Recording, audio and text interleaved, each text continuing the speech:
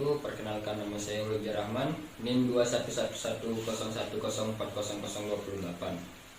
Di sini saya akan mempresentasikan hasil tugas UAS Bahasa Indonesia saya yang berjudul meningkatkan kemampuan membaca dan menulis pada siswa sekolah dasar. Pengertian membaca. Membaca ialah suatu keterampilan berbahasa yang sangat krusial. Peranannya dalam kehidupan.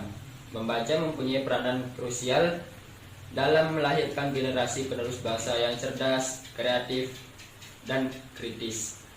Seorang membaca bisa menerima pengetahuan dan info yang sangat banyak sekali.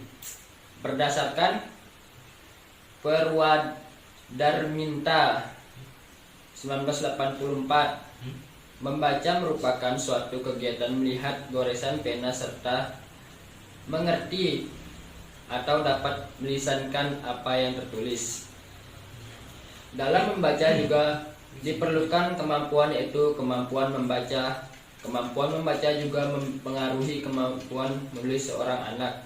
Dalam proses membaca, anak-anak akan memulai beberapa tahapan, yaitu membaca huruf, membaca kiat, membaca kalimat, dan seterusnya. Sebelum mampu membaca, seorang anak harus memulai tahapan berupa membaca kata. Dalam proses pembelajaran membaca kata ada beberapa rangkaian yang harus dilewati, meliputi membaca, mengenal huruf, bunyi huruf, suku kata, hingga merangkai kata. Cara membaca yang baik dan benar. Membaca tidak hanya melisankan sebuah tulisan. Membaca adalah proses memahami suatu bacaan supaya bisa dipahami, diingat, dan diaplikasikan. Jadi dalam kehidupan kita perlu dua kali belajar membaca. Pertama, kita belajar untuk membunyikan tulisan.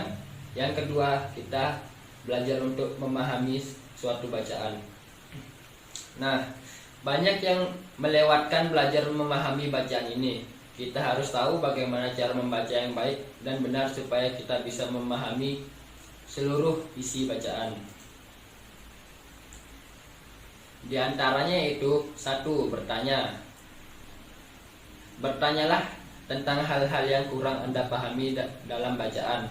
Jika ada kata sulit, jika maksud bacaan tidak mudah untuk dipahami, tanyakan kepada orang yang lebih ahli, atau kalau perlu tanyakan kepada penulisnya. Dengan begitu Anda akan semakin memahami bacaan. 2. Lanjutkan. Ketika Anda membaca, usahakan untuk tidak mengurangi kalimat yang baru saja Anda baca.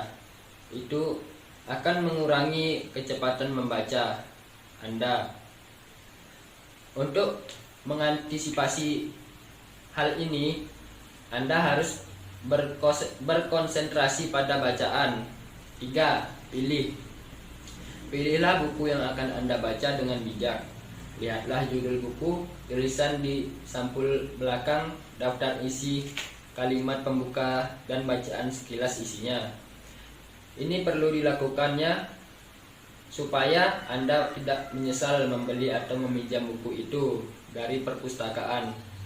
Itu sangat menguras waktu dan biaya. 4.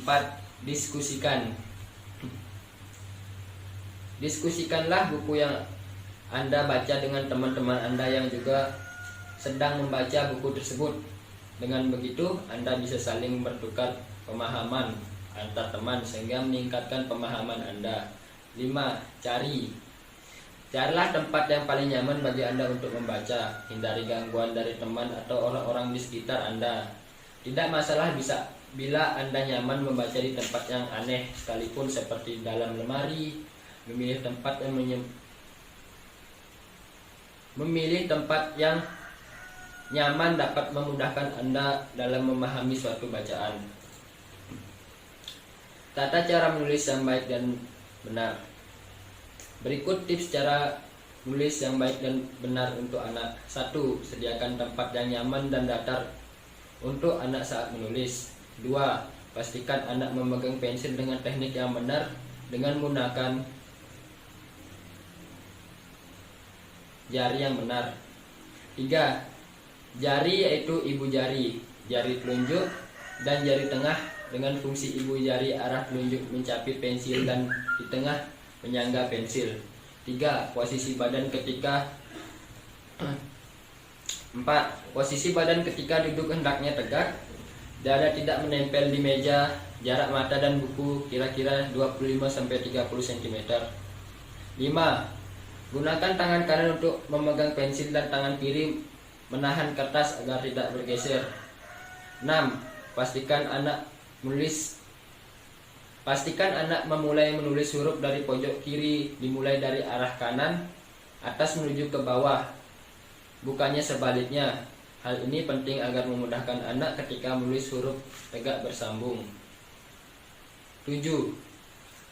Berikan semangat dan jangan sungkan memberikan pujian atas usaha serta hasil tulisannya. Kesimpulan yang kita dapat dari situ yaitu dalam membaca juga diperlukan kemampuan, yaitu kemampuan membaca juga mempengaruhi kemampuan menulis seorang anak dalam proses membaca. Pertumbuhan dan perkembangan anak berbeda-beda, begitupun dengan perkembangan kemampuan membaca seorang anak. Kita tidak bisa memaksakan dan membandingkan anak satu dengan anak lainnya, karena setiap anak memiliki kemampuan yang berbeda-beda. Sebagai guru maupun orang tua, tugas kita mengarahkan dan membimbing anak sesuai bakat dan kemampuan yang anak tanpa mengurangi rasa percaya diri seorang anak tersebut.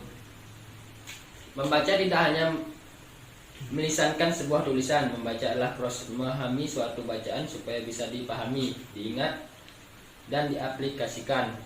Jadi dalam hidup kita perlu 2 kali belajar membaca. Pertama kita belajar untuk membunyikan tulisan, yang kedua kita belajar untuk memahami suatu bacaan. Sekian tugas dari saya, kurang lebihnya mohon maaf. Terima kasih. Wassalamualaikum warahmatullahi wabarakatuh.